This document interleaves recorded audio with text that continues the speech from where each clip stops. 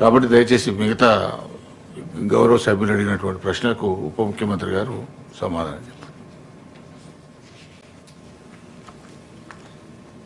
అధ్యక్ష, పిఎం సూర్య గారు వేరే, పిఎం అవును సార్ పోతారు. సరే, సూర్య గారికి సంబంధించి నేను ఆల్రెడీ చెప్పాను మీకు. ఎవరైనా పిఎం సూర్య గారు పెట్టుకుంటామని ముందుకు వస్తా అంటే వాళ్ళందరూ కూడా సాధ్యమైనంత వరకు చేయాలనే ఆలోచనతోనే రాష్ట్ర ప్రభుత్వం ఉంది. పిఎం కుసుమ్ సంబంధించి గవర్నమెంట్ ఆఫ్ ఇండియా కొంత సబ్సిడీతో వీటిని ప్రకటించినప్పటికీ, సరే గతంలో ఫస్ట్ ఈ స్కీమ్ అనౌన్స్ చేసినప్పుడు గతంలో ఉన్నటువంటి రాష్ట్ర ప్రభుత్వం దీని మీద ఆసక్తి చూపించలేదు, వీళ్ళు ప్రపోజల్స్ అడగలేదు, అందుకోసం వాళ్ళు డినై చేశారు. సో ఇప్పుడున్నటువంటి ప్రభుత్వం మేము రాగానే నేను ముఖ్యమంత్రి గారు ప్రత్యేకంగా ఎనర్జీ మంత్రి గారిని కలిసి మేము చేపట్టడానికి సిద్ధంగా ఉన్నాం. మాకు సాధ్యమైనంత వరకు ఎన్ని ఎక్కువ కనెక్షన్స్ ఇవ్వడానికి అవకాశం ఉంటే అన్ని ఇవ్వండి అని వారికి రాతపూర్వకంగా ఇచ్చాం. ఫిజికల్గా కలిసి 2-3 సార్లు రిక్వెస్ట్ చేశాం. వారు ఎగ్జామిన్ చేస్తా అని చెప్పారు. సో ఈ ప్రాసెస్లో ఎగ్జామిన్ చేస్తాం అన్న ప్రాసెస్లో ముందుగా మేము సెల్ఫ్ హెల్ప్ గ్రూప్స్ సంబంధించి రాష్ట్రంలో ఉన్నటువంటి సెల్ఫ్ హెల్ప్ గ్రూప్స్ అందరికీ వాళ్ళకి ఆ రైతులు పొలాల్లో పెట్టుకోవడానికి అవకాశం ఉండేటట్టు వాళ్ళకి కొంత వెసులుబాటు ఇచ్చాం, శాంక్షన్ చేశాం.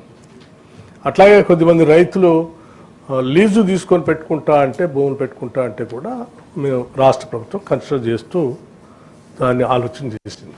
కానీ దురదృష్టం ఏంటంటే కేంద్ర ప్రభుత్వం దగ్గరికి వెళ్ళేవారికి వాళ్ళు ఏమన్నారంటే ఇవి కేవలం నేరుగా ఎవరైతే భూమి దున్నుకొని ఓనర్గా ఉన్నటువంటి రైతు ఉంటాడో వాళ్ళు పెట్టుకుంటేనే ఇస్తాము, lease land self help groups వాళ్ళు లీజ్ తీసుకొని పెట్టుకుంటా అంటే కూడా మేము ఇది కన్సిడర్ చేయమని ఉన్నారు.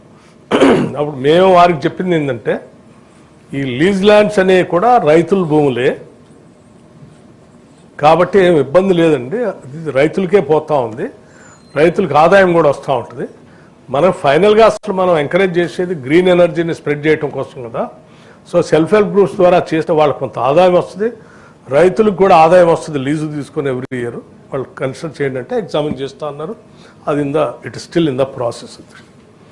ఇంకొక అంశం ఏంటంటే వాళ్ళ దృష్టి కూడా తీసుకొచ్చింది, మీరిచ్చేటువంటి సబ్సిడీతో పిఎం కుసుమ్ రైతులు పెట్టుకోవటానికి అంతగా ఆసక్తి చూపించట్లేదండి. కారణం ఏంటంటే మా రాష్ట్రంలో మేము రైతులకు ఉచితంగా కరెంట్ ఇస్తూ ఉన్నాం, ఫ్రీ పవర్, క్వాలిటీ పవర్ ఇస్తూ ఉన్నాం. కాబట్టి మీరేదో ఇది పిఎం కుసుమ్ పెడతాం, మేము కొంత సబ్సిడీ ఇస్తాను, మిగతాది రైతులు పెట్టుకోవాలంటే మా రైతులు ఎవరు వాళ్ళు సొంతంగా ఎందుకు పెట్టుకోవడానికి ముందుకు వస్తారు? అంటే మీరు చెప్పే స్కీమ్ వర్కౌట్ కాదు. అది కొన్ని మార్పులు చేర్పులు చేసి ఇట్లా చేస్తేనే మీరు అనుకునేటువంటి లక్ష్యం నెరవేరడానికి అవకాశం ఉంది. మేము కొన్ని ప్రపోజల్స్ తయారు చేసి పంపిస్తాము, దయచేసి వాటి కన్సిడర్ చేయండి అని మళ్ళీ మేము రిక్వెస్ట్ చేసి లెటర్ ఇచ్చాము. They are examining it. చూద్దాం, వాళ్ళు ఎగ్జామిన్ చేసి కన్సిడర్ చేస్తే సాధ్యమైనంత వరకు రాష్ట్ర వ్యాప్తంగా దీన్ని అమలు చేయాలనే ఆలోచనలో ఉంది.